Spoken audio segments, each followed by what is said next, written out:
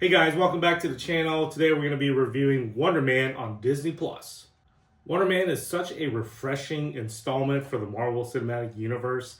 It's totally different from anything we've ever seen in the Marvel Cinematic Universe in terms of tone and genre.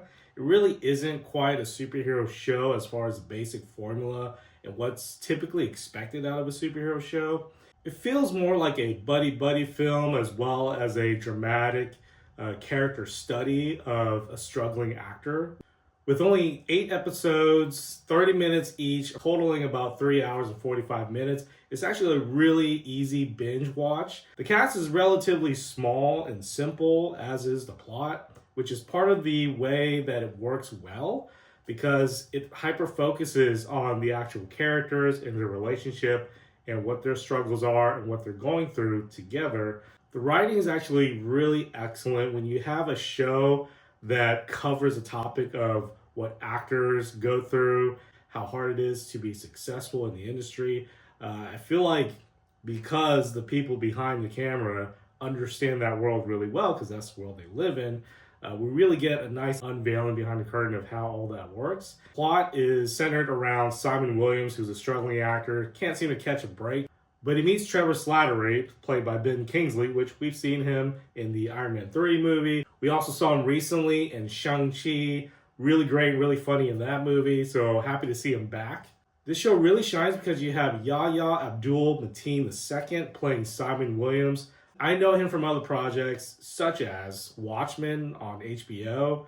He played Dr. Manhattan in probably the most epic episode of that entire series, and just killed it, knocked it out of the park. He appeared in the DCEU as well, in the Aquaman movies. And the dynamic and chemistry between Ben Kingsley as a supporting actor, Trevor Slattery, alongside with Simon Williams was absolute gold. They were funny, they're charming.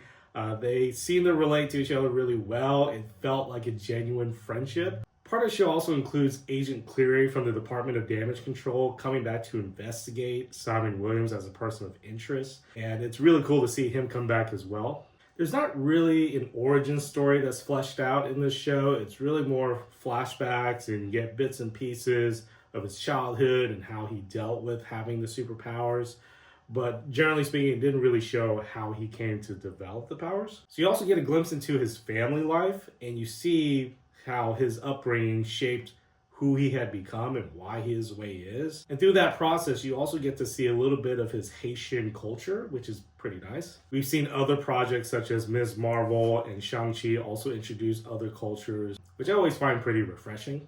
And because this takes place in Hollywood, you get all kinds of fun cameos from different actors playing a version of themselves. But overall, even though it didn't follow a generic superhero formula, that's part of the charm of the show, is that it takes you out of that and it gives you a more character-centric story. It really does kind of have the superhero stuff in the background and the actual character in the forefront, which I think is always a good idea to get us to invest in who the character is and what his struggles are and what he's going through before we drop him into this bigger backdrop of some epic superhero battle that needs to occur.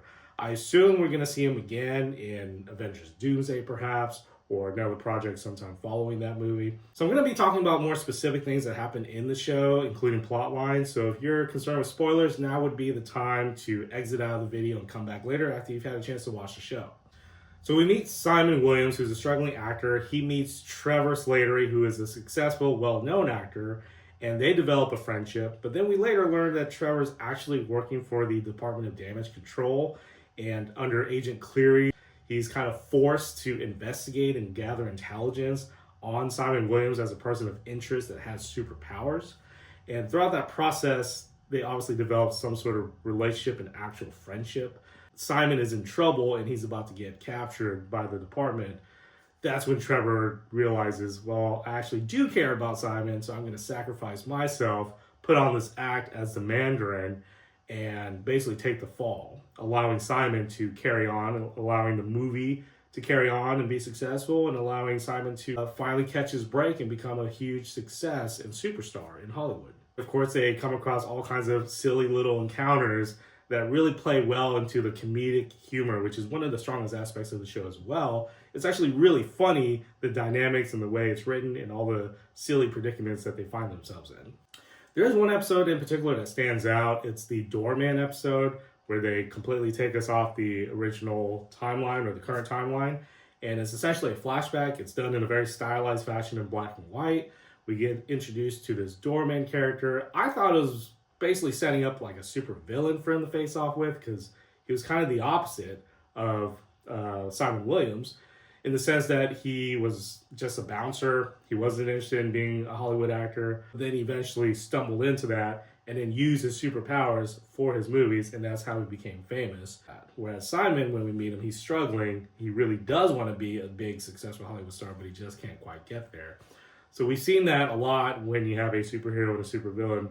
Either they're exactly the same, but at some point they took a turn, or they're polar opposites, right? So I thought that's where we're going, but it really wasn't that. It was more of a mechanism to explain why people with superpowers are not allowed to act in movies and projects in Hollywood because of the huge liability, which is why Simon is so secretive about his superpowers. He's trying to be an actor, and he doesn't want to be prohibited from participating as an actor in these projects. Now, I've already said this is not your typical superhero show, but there is one fight in the show when the drug dealers show up. They confront Trevor about money that he owes. They get both Trevor and Simon in that back alley, and they basically try to shake them down. Simon's had enough. He uses his superpowers. He throws them around and thrashes them. Nothing quite spectacular about the fight. Pretty generic fight. No particular special moves or anything like that. At that point, it just looked like he had some kinetic energy and a little bit of super strength. But that's really all that was demonstrated in that fight. But really, that was used as a tool to lead us to another side quest, which is to get that video that the kid recorded on his GoPro and to delete the evidence so that it doesn't hang over Simon's ability to become an actor. The mentor relationship that was developed between Trevor Slattery and Simon Williams was absolute pure gold. And we've seen this trope so many times before, right? So you have someone that's forced to do this undercover kind of work and pretend to befriend someone who's a subject of interest. And throughout that process, as they're working for the guys in the suits to get this information, they actually do start caring for that person because they see them as a friend. They start seeing them as a human being, because they've allowed them, invited them into their lives. And at the end, we know that Trevor decides he's not going to turn him over if he can't help it. So he confesses everything to Simon. Simon gets upset. But ultimately, Trevor makes the sacrifice by putting on the Mandarin act again and essentially taking the fall for everything that happened, allowing Simon to escape, allowing Simon to continue, become an actor, finish the movie project, and ultimately become a superstar in Hollywood. After Simon realized that Trevor sacrificed himself to allow Simon to continue on and not get caught, at least not at that moment, by the department, I believe that's when he said, you know what, he is my friend after all, and I do believe that, so I'm going to go in and rescue him, right? So that's the last bit of the whole series, is him using his superpowers and breaking him out of the facility. We've seen this time and time again. It's a trope that works, but the best example I can think of, Point Break, and later copied by the first Fast and Furious, right? So you got an undercover cop situation. He infiltrates the gang or the group that's being investigated, and throughout that process, he kind of becomes one of them because he has developed a relationship with all the people that he's been spending all his time with. Paul Walker's character in the Fast and Furious movies, at the very end, decides he's going to let Vin Diesel's character go instead of capturing him like he's supposed to. And of course, the rest is history. He becomes part of that family. So this is the same exact deal where Trevor, although originally was just doing his job and getting intelligence on Simon, along the way became friends with Simon and saw him as a true friend and was willing to make the sacrifice for his friend. I think the show did a good job developing that and showing why he was feeling that way towards the end. A pivotal point was being invited to the mom's house, Simon's mom's house, where they had the big party for her, and seeing and meeting all his family members. But those are important moments to show that development and why he decided to turn at the end. Something else I want to point out is, of course, because the show is tracking an actor's life and career, there's a lot of shots of him doing some bad acting that didn't quite work, and then doing some really good acting when he's doing his audition tapes. And to me, seeing an actor play an actor and demonstrating bad acting as well as demonstrating really good acting just showcases how good that actual actor is in real life. Let's talk about some of those cameos. There's so many, but I'm just going to highlight a few. So one, we see the Twilight actress, Ashley Greene, and they reference that specifically. Like, hey, I liked your work in the Twilight series. That's kind of fun to bring back an actress that I haven't seen her do a whole lot. So to bring actresses and actors that have been, somewhat dormant in Hollywood and bring them back in the context of this show where they're showing other Hollywood actors and kind of the theme of how difficult it is to get work in Hollywood. That was pretty cool. And then you also have Joe Pantoliano. I know him best from the Bad Boys franchise. Fun actor. He's playing himself, but obviously kind of a cynical, self-absorbed version of himself, I suppose. And you also get an episode with Josh Gad, who plays himself. We know him as Olaf from the Frozen movie.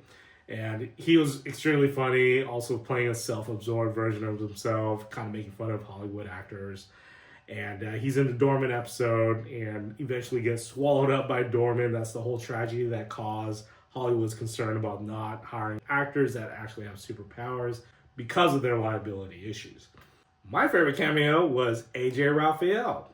A lot of you probably don't know who he is, but he is a Filipino-American artist, singer, and content creator. Been around for a long time, pretty prolific, and it was just so jarring to see someone that I watched on YouTube probably as early as when I was in college show up in the MCU. There is one quick shot of him wearing the actual Wonder Man costume, but in the context of him wearing it for the movie as opposed to wearing it in that reality, in his world. The costume looks fairly generic, all sleeveless. He's got the W on the chest, he's got the glasses, presumably the hide when his eyes change when he's summoning those powers. But I thought it looked fine, thought it looked good, nothing special, nothing spectacular, but it is what it is. It kind of reminded me of a Hawkeye suit, sleeveless, similar material and textures, similar color scheme even. But no complaints. I thought it looked fine, and I think it'll look cool once we see him in context in a real battle alongside of other superheroes. Because this is not your typical superhero show, we didn't see him in costume doing the fighting or anything like that. They hardly showed the actual movie within that world of Wonder Man. So I wish we saw a little bit more Wonder Man in costume, in action, fighting someone, even within the context of it being a movie within this reality. These are just my initial thoughts. I don't have a whole lot to say because, again, this is not your typical superhero show, so there's not the usual things that I would talk about. But overall, it was a very enjoyable watch, very easy binge, and I would rate this show at an 88%. Not quite 90. I'm taking some points off because it's lacking some of the feel-good moments that we usually get in a superhero show or movie. But from an objective standpoint, really well written, extremely good acting, excellent dynamic and chemistry. That's really what carries the show, is the two actors together. So I would highly recommend this show. Very fun watch, very refreshing from the usual stuff that we get from Marvel. And now that we've been properly introduced to the character of Wonder Man, I'm looking forward to seeing him appear and interact with other characters in the MCU. But for now, it doesn't seem like he's terribly interested in becoming a superhero despite being very aware of his powers and abilities. But they're setting him up to be pretty powerful because they mention how the ionic powers can make him a very critical asset or a critical threat. But let me know what you think. What was your favorite cameo from one of the many actors that showed up in this show? Let me know in the comments what your thoughts are, and we'll catch you next time here at PK's Reviews.